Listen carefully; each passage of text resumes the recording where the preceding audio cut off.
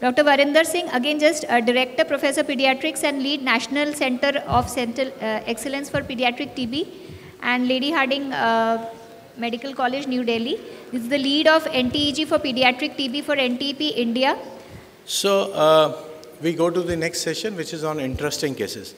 And I always wonder what is an interesting case. If I ever get sick and my doctor says he's an interesting case, I'll be wild. I'll be wild because I don't know why he's interested in me.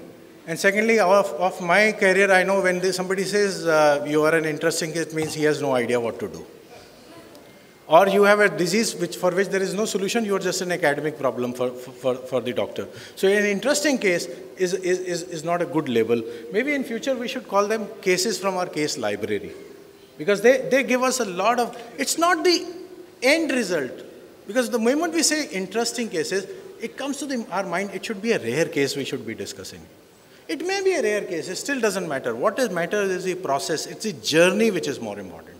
And so please focus on that journey, forget what comes at the end. It may still be rare, it doesn't matter. But what is more important is how we reached where we reached, right? Okay, with that preamble, let's go further. This is a man I can always say, you don't need an introduction to this gathering here at least, right? Because he did not give me a CV slide. He is the organizing secretary of this very successful Respicon. My personal thanks and thanks on behalf of everyone. Of course, a lot of interest in pediatric pulmonology and radiology, and has been a national faculty everywhere. Then we have Dr. Vineet Sahil here, who is a dear friend from Delhi. He is Associate Director of Pediatrics at Max, New Delhi, and has a lot of interest in pediatric respirology exercise. And if your city has marathon, you may find him running there. So, Dr. Shilpa Hazare comes from Nagpur. Many degrees, I'm not going to read all of them, and has a special interest in pediatric pulmonology and flexible bronchoscopy. So you have a very able panel here, and I will steer through them, and you know about this man who is here. Okay, so what is our first case? This first case is I'm going to take you through 3 different parts of the thoracic. Okay, the first part we are taking up is a kind of a persistent pneumonia. It's a 2.5-month-old child who had fever for high grade fever for about 20 days, cough, difficulty in breathing for last 3-4 days, was earlier admitted for about 10 days for these fever and cough and respiratory, and received some injectable antibiotics, oxygen, and was referred because was not doing well, and this was the X-ray this child had, okay, at that point of time. Was referred here, and otherwise has nothing significant in terms of birth and development, but his family history, he has a sibling death at 3.5 months earlier, who needed ventilation for some reason, details not known. So when this child came, he was quite having a labile, general condition. He was febrile, he was tachycardic, he was having tachypnea, his SpO2 was low, bilateral crackles, nothing very significant in there. Liver was 5 centimeters, spleen 2 centimeters. So with this kind of presentation, Dr. Subhashish, what comes to your mind? Very common situation, no? Somebody treats elsewhere and then sends you. This child has suffering for last 10 days, admitted earlier, and this child is not growing well, and this problem is persisting. And can I have an X-ray of the recent time? Okay, so when this time the child was investigated, counts were 14,600, otherwise platelets were normal, CRP raised, and this is the X-ray at this admission. Now, the struggle you have at this point of time is whether there is a progression, whether there is something else which is telling us why this child is sick. So would you guide us, how do you compare these 2 X-ray and what do you interpret from them? So it looks like there is a progression of the disease because the earlier X-ray, there was not much of any opacity in either of the lung. Left side, slightly few streaky opacities were there, but the subsequent X-ray, the left side, there is a significant opacity and it is dense, some patches. But there is one point, which is a technical point, that the earlier X-ray, the penetration was higher than the later one. Because in the earlier X-ray, you can see the spine of all the vertebrae and intervertebral discs are very clearly discernible. So might be the excess penetration in the earlier X-ray has made the opacities invisible. Here also, the child has not taken a proper inspiration, and that's why there may be clouding of the parenchymal region, and the pulmonary vasculatures may be slightly congested. That may have produced the opacity, but anyway, it looks like there is a progression. So, a very important point here. Cardiac silhouette. Yeah. Even the cardiac and the diaphragmatic silhouette has kind of obliterated now. So probably there is a progression, but of course those technical issues are there. Thank you, Dr. Vineet, for supplementing that. So the important thing is, when you compare two X-rays, before you go to comparing the lesion, compare whether they are similar. Okay, here you are seeing 10 posterior into the ribs, there you are seeing 8. That means it is less inflated. I am not saying it is an expiratory film. It's less, it's half breath taken out. This will definitely look wider. This will definitely look whiter. So apparent increase in size will look because, or a density would look, and that may make you think that this has deteriorated. The point which was made by my panelist was that earlier the heart margin and diaphragm were clearly seen, which are not seen now, which is a definitive sign that there is a progression. So just don't look at the density and look at whether they are comparable or not. Sometimes a PA with an AP view, there is a lot of difference in there. Okay. So initial investigations, what thoughts were there in your mind? You wanted to see the X-ray. So what are you going to do the next, Dr. Subhashish? So this is the second X-ray, and it is not improving. The child is not improving. No, he is not improving. That is why the child was referred. So at this juncture, I will go for a CT of the chest, and I will change the antibiotic. If the child is already receiving antibiotic, I will go for a change of the antibiotic, and I will request for a chest CT as well. You will request for a? Chest CT. You want CT. a chest CT? Yeah. Oh, what about? The only point I would like to make is that it's kind of a non-resolving pneumonia. So there is either a problem with the bug or there is a problem with the host. So we have to consider both those possibilities, that either we are not covering the particular organism or there is some host issue. So we have to think of both the... But in the previous session, Sushant was saying time and again, if you have fever of more than 2 weeks, if you have cough of more than 2 weeks, will that figure in your calculation? What do you think, Shiv? Yes, but the mother did not have any issues, or there is no history suggestive of any kind of contact in the family. And in this child, actually, before, we should be doing bronchoscopy before. We can consider bronchoscopy before CT, because we can, before we change the next set of antibiotics maybe. So in this audience, only 20% of the people have an access to bronchoscopy. What about the 80% others? What should they do? So so what I hear is, very clearly from this panel, is they're saying you cannot be sure what the bug is. You can't be sure whether it is drug resistance, and could also be a problem with the patient, host immunity. So these are 3 very important points which have been brought out. And perhaps the treating team at that time therefore got a HIV for the mother done, which came negative. Gastric aspirate for TB was done, which also came negative.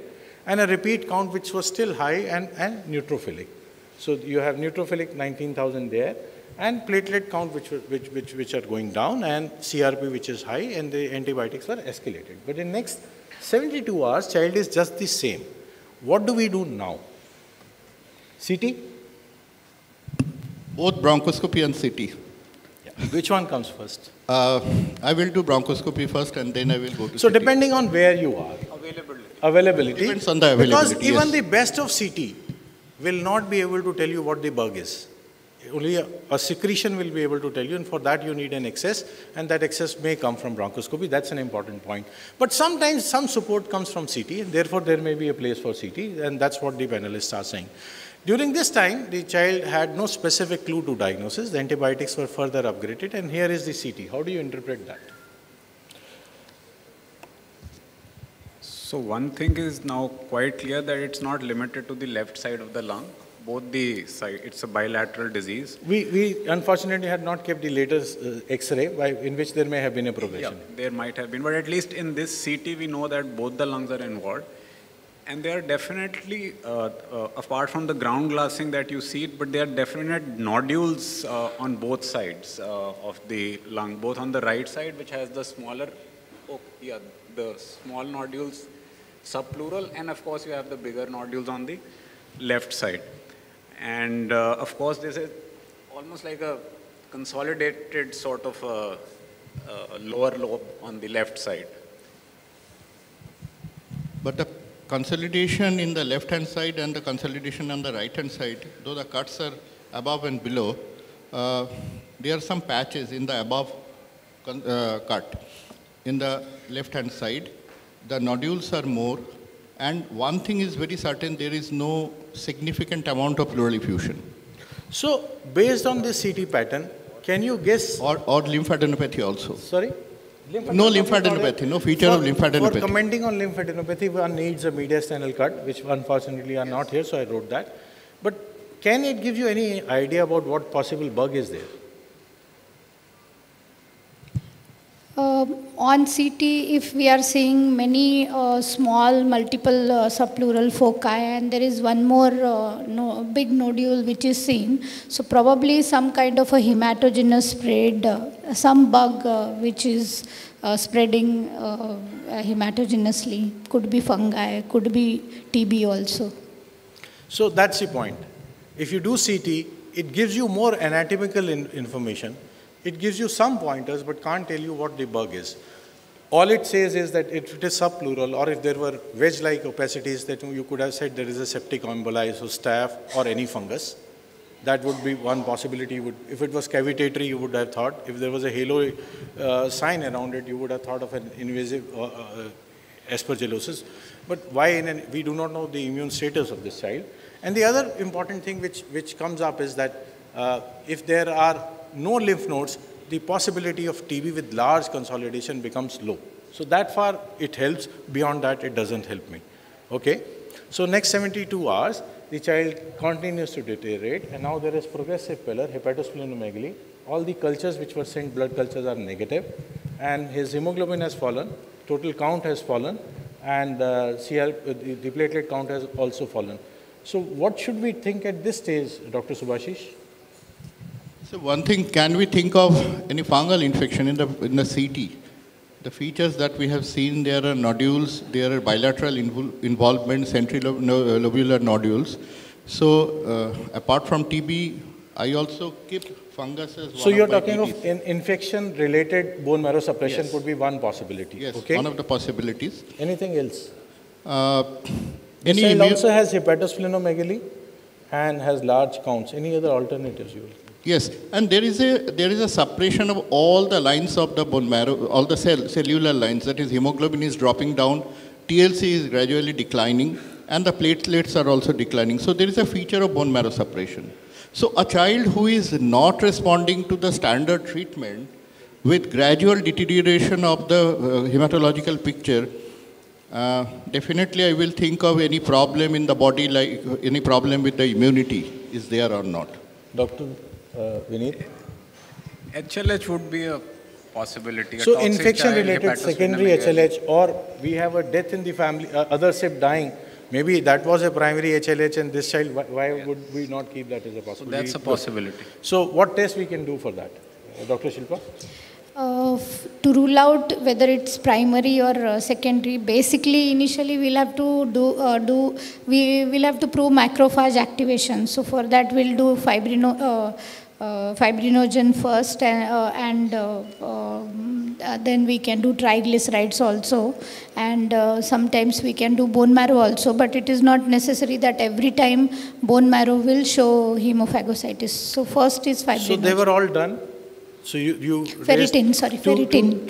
Two questions were, points were raised. One, it could be secondary to infection, so we wanted to look for more details about infection because CD did not help us, so we did a flexible bronchoscopy, BAL was sent, and ferritin is just about 540, triglyceride is normal, bone marrow has no hemophagocytes, so you are not fulfilling the criteria for a secondary or primary HLH there.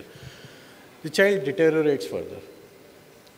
Now he also has CSF. He had a seizure and the CSF is showing pleocytosis. He also has a cold abscess. He also has an abscess. Why not TB? Just after 2 talks on TB, यार आप TB की बात ही नहीं कर रहे इस देश में, मुझे समझ में नहीं आ रहा क्यों? Yes, it can be TB, but this picture says that the disease is getting disseminated. That is the message I can get from this, because earlier the lesion was in the lungs, now the CNS is being involved. So whatever it is getting a disseminated disease. So yes, TB also definitely is a possibility. But again, I will say there was no feature of lymphadenopathy, hilar adenopathy, either in the X-ray or in the CT. Yeah. And the other possibility, staph always remains. Staph septicemia you could have the hematogenous dissemination, and this child is still toxic and sick, but it's just that we do not have. And therefore a repeat CT was done, and this is the repeat CT. How would you interpret this one, Dr. Vineet? So basically we have a huge area of consolidation, which also shows areas of breakdown probably within the consolidation. So apart from that, really again no lymph nodes in the mediastinum, appreciable lymph nodes. And of course you have the paraspinal area involved. So now you have a area from where you can take some pus, or you can aspirate and hopefully get something out of the culture. If Bal doesn't tell you, you have an alternative place one can look at. Yeah. So two things which the panelists are saying is that this is showing a heterogeneity, it is showing necrosis. Huge amount of necrosis but no lymph nodes, so less likely TB. What is the alternative? No abscesses, no cavitation, which one would expect if it was a run-of-the-mill pyogenic bacteria like staph or Klebsiella. You would have by that time seen more abscesses and more damage around it and not localized to one area. That's something which is important. So BAL was done and it is ZN stain positive, but CB-NAT is negative. So when you have CB-NAT negative, then either it can be NTM, but there is something more. There are other bacteria, because this is coming in clumps. That's not how MTB comes. So this is more like nocardia, and a modified ZN stain confirmed that. So what do you do now, Dr. Shilpa? So now nocardia is not an organism which can infect immunocompetent. Rarely, definitely, it can have infection in immunocompetent also. But infant, 2.5 months so infant PID workup with nocardia, immunodeficiency. Here is your PID workup. What do you do? Say to that.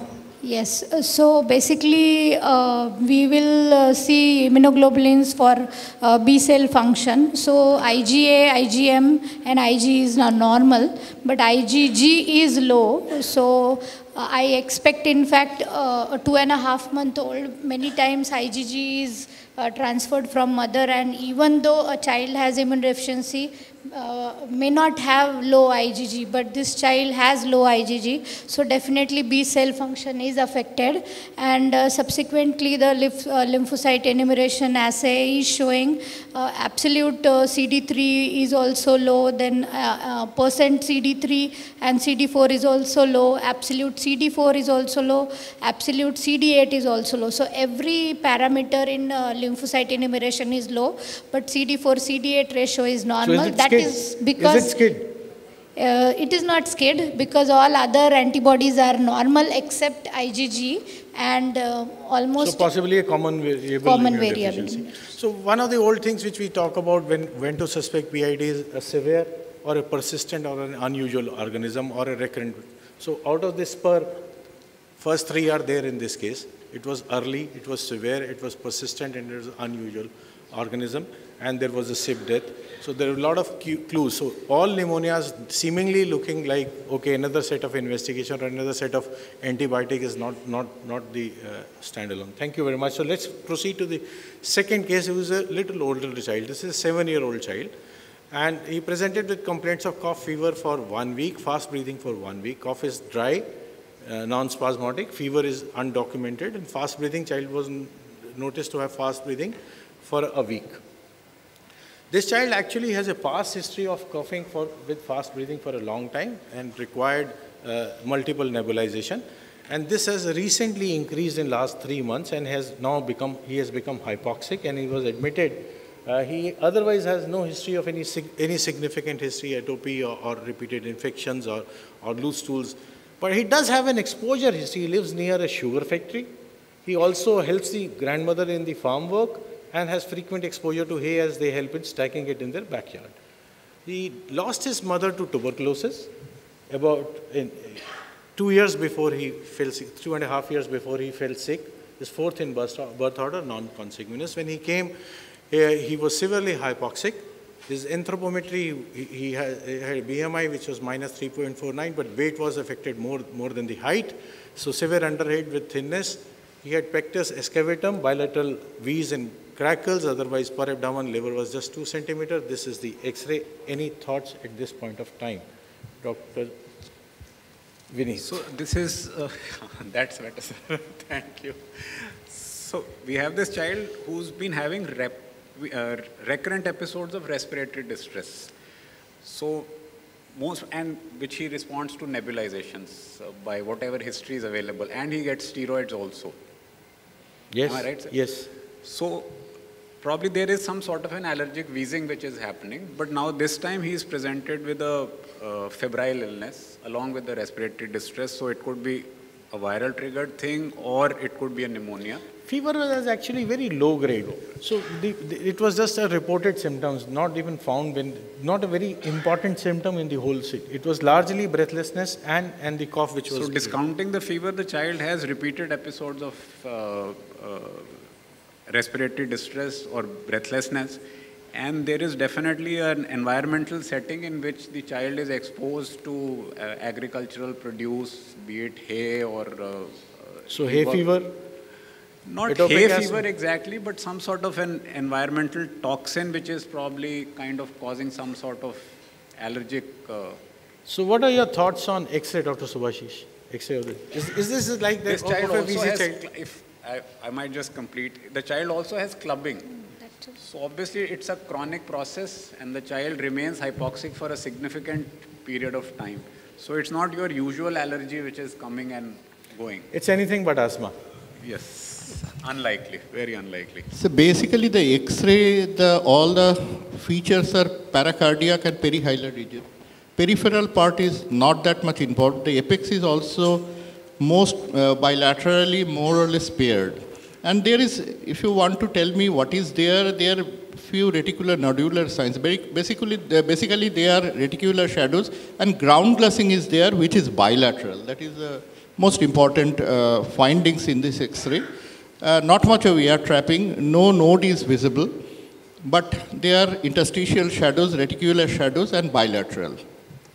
So just want to, yes sir, the chronicity of the disease in this child as well as physical examination showing clubbing, the X-ray doesn't look that bad. I mean the child, the history and the examination is, we expect a more bad X-ray, but there is a disparity in that. How bad is bad? He is hypoxic. Bad enough to cause clubbing, hypoxia, so how bad chronic is hypoxia. No. Whatever you are saying is fine, but I want the audience to understand what do you mean by that. The patient is bad, the X-ray is not bad. Yes. So there is a disconnect between what you are able to see on the X-ray versus what you are saying. Excellent. So that means when your X-rays are seemingly not so bad compared to your child, there is some shunt effect which is causing this hypoxemia. If it is not cardiac, that means there is possibly a diffusion defect somewhere which could be affecting it. So one has to think in terms of a parenchymal disease where there is a problem at the parenchymal level. And he alluded to some nodularity, okay? So run-off test done essentially within normal. So what we have is a 7-year-old child cough. What is interesting is that we thought of possibility of that this child may have interstitial lung disease, so a CT was done, right? So this is the CT. Yes, sir. What's your question? CT बता दीजिए ना, what does the CT show? CT bilateral and almost all the zones are involved, and they are a reticular nodular pattern. There are lot of nodular shadows bilaterally, and there are septal thickening also that is quite evident from the CT. And it is bilateral, well distributed, and this is a cut which is beyond the carina. So it is around the mid zone of both the lungs. So could you volunteer a guess on whether it is a bronchogenic spread or a lymphatic, or because when I see nodules like this, I want to know whether they are bronchogenic spread, or is it like random, or is it like perilymphatic, because sarcoid would be perilymphatic, random would be miliary, and if I have it bronchocentric, then hyper. So had it been hematogenous or lymphatic, the nodules would have been more peripheral. So you think it is more likely to be bronchocentric? Bronchogenic, yes. Okay. So there were ill-defined opacities here, and therefore a diagnosis of HP was given, while because initially we thought of an ILD, by the time CT report came, the whole panel was done and which was normal. So sometimes it is also not very good to run into panels immediately that this is ILD, run all the panels of ILD without knowing what it is. And CT is one very good, in the first case I was saying don't do CT, and here I am saying if you are thinking of interstitial lung disease, do CT first, and possibly many of these investigations would have been irrelevant in that case. However, even a BAL cytology was done, PCP was negative and culture was negative, CB was negative. Now the provisional diagnosis is ILD, HP, and this child is again readmitted. The two things which are important in this case is that this child also had a family history. Now the family history is that the mother has died of a respiratory illness, and the sister also has a respiratory illness. Does that have a bearing on what you are saying? Yes, definitely.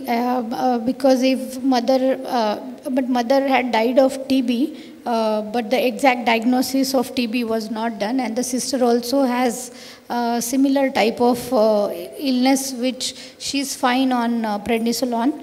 And now the child is also suffering. So possibility of some genetic pathology is definitely there. And even possibility of hypersensitivity pneumonia also possible, because they are living in the same area with the exposure to same antigen. So both possibilities are there. Even I would think about other genetic conditions like celiac disease also, but there is no specific history of malabsorption or malnutrition in this child, except the child has malnutrition. But all these things I would think about. So this child went home on steroids, was doing well, he was oxygen dependent. Maybe at the end of the panel, the case, sir? Thank you. Running short of time, I'll come back. Your comment is going to be valuable, but just bear with me for a moment. Okay, so the patient has received steroid, oxygen, was doing well, goes home and comes back with the recurrence. What are your thoughts now? Adherence is fine, he's still continuing with his steroids. Of course, it could happen that the exposure is ongoing. Whatever the child is reacting to, and in this situation, it is probably the agricultural hay or whatever. Very important point. So till we do not address the inciting agent, this just giving steroids would not help. And sometimes, while you have admitted the patient for diagnosis, even without treatment, the child may become better because that exposure is decreased. If you see that quite early, they are in the early stage. In the later stage, no, it will not go down that fast. And that's a very important point which you brought up. But here was a dilemma. Two family members having respiratory disease. Sister, we culled out their papers. In the interest of time, I deleted those CTs. Was also diagnosed to have hypersensitivity pneumonitis. So somebody decided to go for biopsy in this child. And it turned out to be tuberculosis.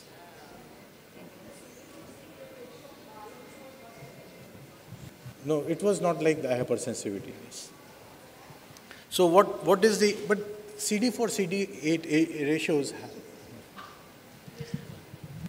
Sir, your comment. Quick and brief. Yes, I will. This is an ongoing inflammation with exacerbations. The reasons could be three. One could be genetic, the second could be environmental, the third could be something that they are consuming.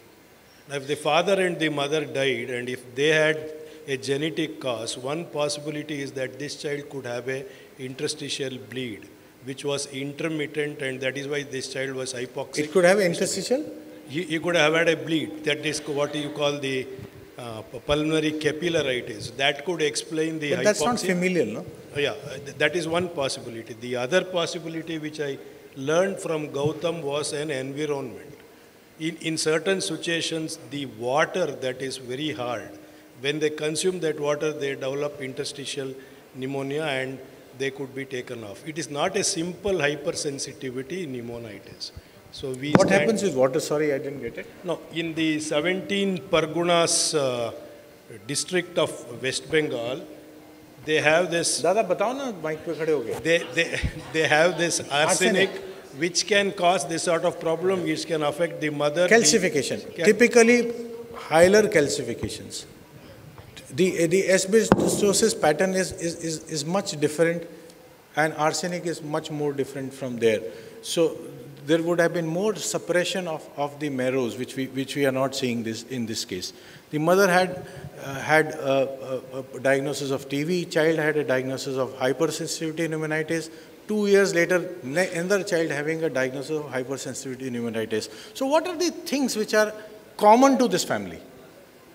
It could be genes, which is familial. Yes. And so if we look at familial ILDs, the familial ILDs are commonest is surfactant. Yes. The pattern is not like of a surfactant deficiency, yes, where you would have seen more of this septal thickening.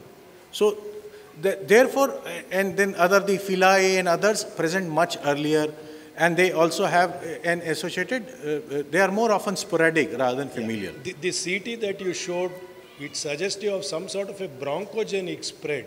So I'm just thinking of something that's coming into the bronchus. And so we also thought of hypersensitivity pneumonitis. But the thing is, what we forget is that this child has received steroids from us and in the past for so long. In a high burden country, it is possible that he later on developed tuberculosis. And he was already infected because the mother had TB. It is just that we have three different patterns. These two children had manifested hypersensitivity pneumonitis, little spaced out, but they were all exposed to the same antigen. The earlier child was younger. He may not be helping as much in the farm as the older child. So as he grew old, his exposure increased. This all is hypothesis. I have no way to prove it because I have no singular binding diagnosis for them. But one of the things which came up, why this question came to us, was that everybody wanted to run genetic test on this child for a familial. The familial, anything which runs into family has also common environment. We cannot forget that. And they do not share, and what about the infectious diseases? TB runs in family, it is not familial. So we have to keep in mind that just because it is there in more than one, there still can be our old friends hiking there. Possibly here was both, not one. Okay, thank you. Sir, just one query. Can this child You are not supposed to ask me a question. I am here to ask you questions. Sir, just go ahead. Sir, can this child have endobronchial TB? Probably he had endobronchial TB before. Endobronchially it spread, responded to steroid for some time. That is why he was having wheezing. Okay, so BAL was negative? Bronchoscopy was negative, there was no evidence of endobronchial, and when endobronchial TB does not happen in isolation, you have to have lymph nodes. He had no lymphadenopathy. So, sir, one point, just arsenic poisoning usually comes with a skin manifestation. So arsenic poisoning, only interstitial pneumonia without any skin, it is rather unlikely. Sir. Sorry?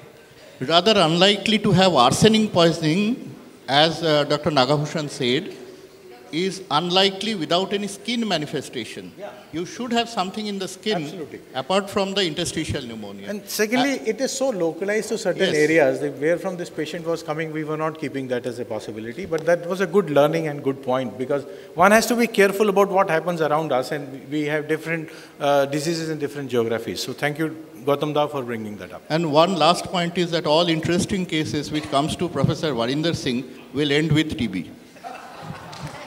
You see, in my life there are 3 Bs. Okay, FB as foreign body, TB as TB, and when I go home, BB. So last case, वैसे वो घर से बाहर भी रहो तो याद रहती है. 14-year-old child, cough for 2 weeks, difficulty in breathing for about a week, chest pain, cough, dry, non-spasmodic, nothing very significant. मुझे ना बड़ा तकलीफ मुश्किल हो रही है. मेरे इतने दिनों से किसी को केस प्रेजेंट नहीं किया, मुझे लोग करते रहे. आज करने में थोड़ी सी परेशानी हो रही है, पर bear with me. So cough was dry, non-spasmodic, non-paroxysmal, no diurnal variation, and difficulty in breathing for about a week, which came later, with chest pain for a week, right? And no significant constitutional symptom, no fever, weight loss, etc. Nothing in the past to suggest a significant disease. No history of any rash or anything. And joint swellings, nothing contributed by family, immunization, dietary development, everything normal here. She was admitted elsewhere. Did I miss anything? No. So treatment-wise, she was admitted before coming to us for 7 days, and this was her X-ray. So any comment on this? This is a female child with 2 weeks history of cough and difficulty in breathing. Obviously, there is the bilateral pleural effusion, which is a rather unusual thing. And I am rather unable to explain. There are a few finger-like projection in the right lung. There's opacity. You mean this undulation here? Yes, there are a few undulation, finger-like projection in the right lung. So what lung. do you think, what Vineet possibly could explain that? Obviously, it doesn't follow any anatomical landmark or planes in the lung, parenchyma itself. So it has to be something outside. So given that there is pleural effusion, maybe there is some element of pleural thickening or pleuritis. Or probably so there may be a loculation there, which is larger at one area, and that is giving rise to undulation. I would agree with that. So it's not parenchymal, but within the pleural. So whatever looks like, we are so tuned to thinking of X-ray as 2 lungs and a heart. What we forget is, with the lung, there are also pleura and bones and other things. So this child, pleural tab was done, had pale yellow hazy, and it was exudative with 97% lymphocytes. And on pleural tab, nearly a liter of white pale yellow fluid was taken out from both sides. Because it was pale yellow, they thought it was possibly bacterial, though the duration was 20 minutes, and Sushant would be very unhappy with me when I pura panel kiya, no TB nahi bola, but I was not treating this one. So this child was put on antibiotics, and 4 days later was referred to us. When the child came to us, he was tachycardic, was in a lot of distress, barely managing to maintain her saturation, though her anthropometry was totally normal. General physical examination, totally unremarkable. Respiratory symptoms just showed that there was bilateral effusion. Signs, nothing else, and other systems are within normal limits. So a well-growing 14-year-old child with no significant illness had a sudden onset sickness now, which is rapidly filling effusion, more than 1 liter tapped out, bilateral. Has no history of contact, no history of fever, and is presenting with respiratory distress. Thoughts and plan. So basically, we have an adolescent girl with bilateral pleural effusion, which is an exudative type, and the cytology is almost exclusively lymphocytic, almost 97% lymphocytic. So when you have bilateral pleural effusion, exudative, and these large, you would think of anemia, hyperproteinemia, nutritional, but that is not the case here. You would think of a CHF, a cardiac heart, congestive heart failure, again, not happening here. Some sort of a constrictive pericarditis or FVC, superior vena cava syndrome, but none of it is there. So that would tempt me to think of malignancy, maybe a lymphoma in this child, or of course tuberculosis, or a partially treated pyogenic process, though this child has no fever. No fever, and it's still draining not past the similar thin fluid. So of course, tuberculosis doesn't go anywhere. That stays on your list. But I would think some sort of a malignant process, maybe a lymphoma. Okay. Maybe. So we worked on those lines, and I would urge that you look at this X-ray again. You seem to have missed a lot of findings. So this has increased. I'll show you the X-ray again.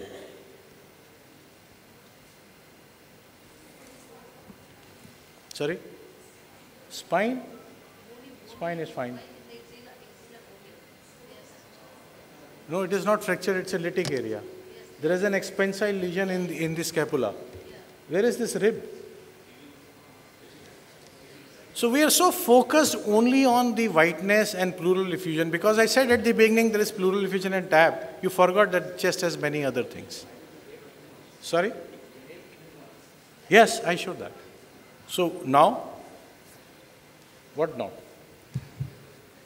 Possibilities. Yes, so now the lytic lesions are there along with exudative pleural effusion. Again, malignancy becomes very high on card. Which malignancy? Because rib is also involved, Ewing's is also possibility. But humerus, that's not a flat bone, so not a usual place for Ewing's. Yes, that's one So there could be metastasis also. Okay. Because I can't see any mass to say there is lymphoma, but that is still possible because it might be behind the heart also. So even lymphoma is still possible. So lymphoma. What about neuroblastoma? Neuroblastoma with METs is definitely possible. LCH? LCH is also possible, yes, sir. Sir, LCH can be one of the possibilities, definitely.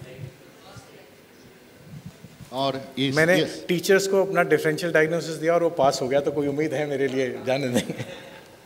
Thank you. Okay. So what happened thereafter? While we were investigating for this cause, the child continued to be in respiratory distress, bilateral massive, and you remove the fluid, he becomes tachypneic again, and you're just removing fluid every day, and it's draining on both sides. So we sent the cell count for malignant cell, and we got it negative. We also sent the bone marrow and bone biopsy, and after some time it became clear and no more yellow. It was more like a chylus. Okay, so the cholesterol was high. It has become chylus, and bone marrow biopsy came. It was negative. So what to do next? What is the possibility now? This is a chyle, and the only suggestion I can give you that this must be some lymphatic obstruction case. Beyond that, I don't have any thought process, or this case is beyond my capacity. So you are not alone some lymphatic obstruction. You are not alone there. I was in the same steps a little while back when I was treating this case, because we were at our wit's end. Where is it coming from? Bilateral. Unilateral is more common. Bilateral, chylothorax, rapidly filling. No history of trauma in an absolutely healthy child was something which was very difficult for us to think of what was causing it.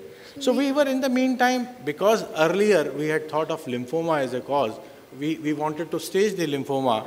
We had got a whole body CT done. So that gave us some clue. Shilpa, you wanted to say something, sorry. Yeah, no, I was just thinking if we can think of lymphogram in this child. We can think of? Lymphangiography. Lymphangiomas. Lymphangiography. Lymphangiography. There are no lymph nodes. Where will you inject anything? There are no lymph nodes. It's enlarged lymph node. How you can do lymphangiography? है ही नहीं, कोई palpable ही नहीं है, किस में डालेंगे, क्या करेंगे, इतना आसान तो नहीं है, और lymphangiography होती नहीं इतनी आसानी से. Anyway, so here is the CT. Lytic areas, expensile and lytic areas, spleen, skull. Sorry? There is a hypoechoic lesion in the spleen also. Yes, there are hypotense areas in the spleen also. Any ideas, audience? Lymphangiectasia. Stout disease has to have vanishing bone. Your bone is proliferative here, it's not vanishing. हाँ, अब चलो उस तरफ चलते रहो, ठीक जा रहे हो, लेकिन जो बोला है वो गलत बोला है. तुमसे उम्मीद थी तुम सीधा डायग्नोसिस पे जाओगे, कोई बात नहीं. But you're right, you're almost there, you're almost there. But that's a different variant, that doesn't present like this, that presents more as a bony problem. And this personal discussion, we take it to the whole audience, give me a while.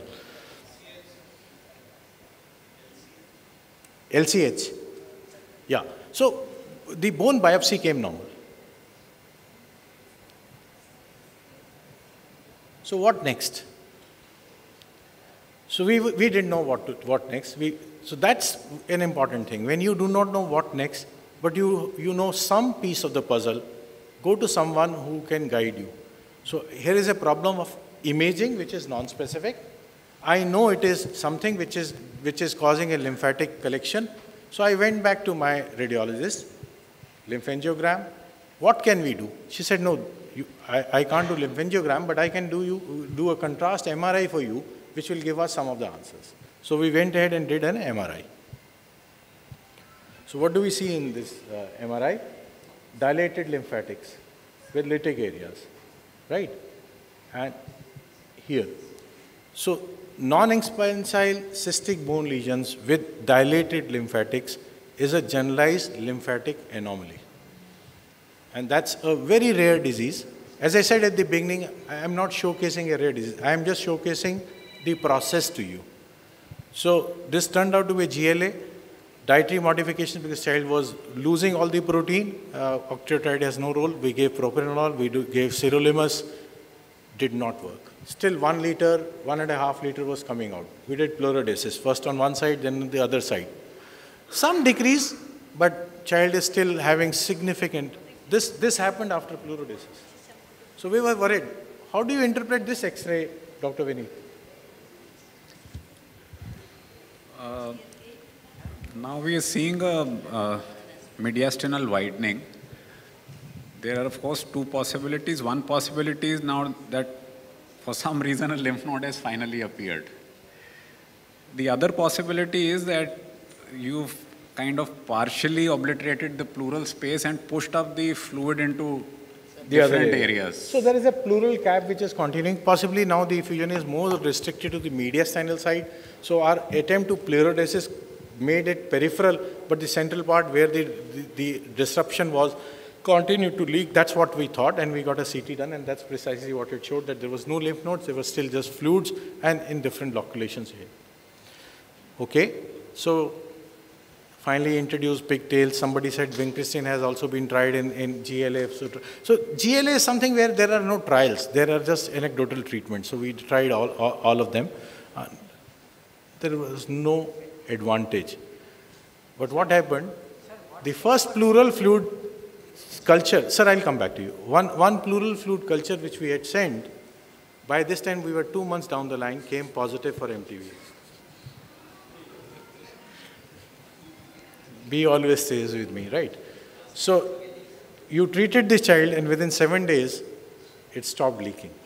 So this is disseminated TB? Sorry? It can cause lymphangiectasia of such diffuse nature? No.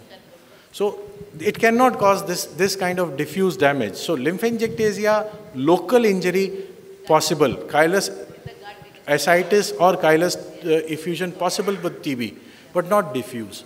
So possibly this is one situation where you cannot have a singular binding diagnosis, and this child had both. Because it's a culture-proven case, we cannot say it is not TB, and the images are very characteristics of GLA. So this is after giving ATT, and all amount of bleomycin or whatever and pleurodesis, nothing worked. So do you have any CT for the widened mediastinum? This is the last X-ray. Last X-ray, still the mediastinum is widened. It is widened, but look at the child, how the patient is. No, this is how she came.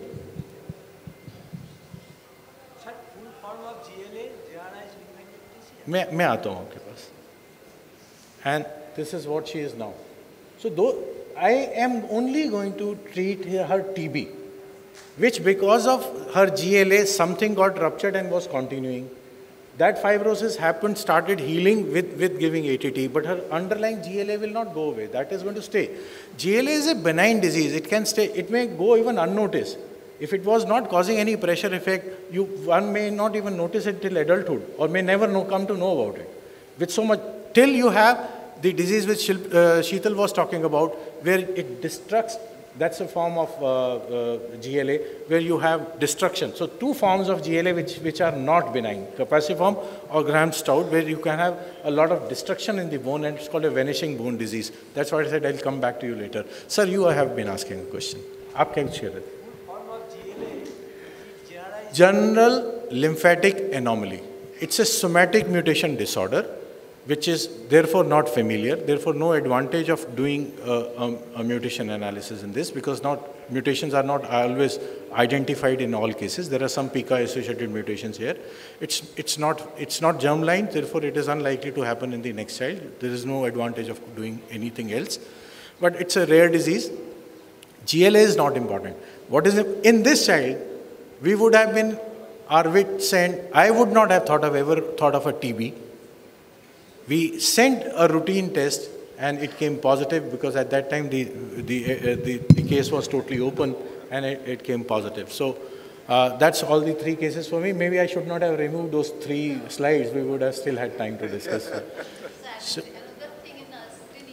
please use the mic for the benefit of everyone.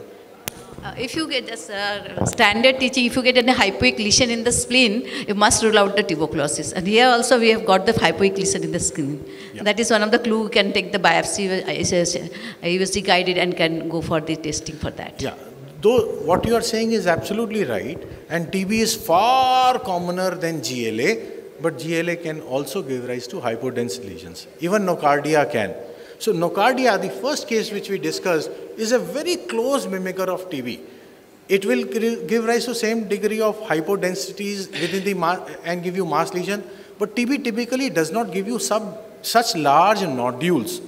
This nodule was more than 3 centimeters, which means it was actually a mass, right? And TB would also have associated re-inbird or small airway disease, will have an associated lymphadenopathy, which you do not see in nocardia, even though both are AFB positive. So that's one way to differentiate, but that's, yeah, Dr. Sir, this is just a query.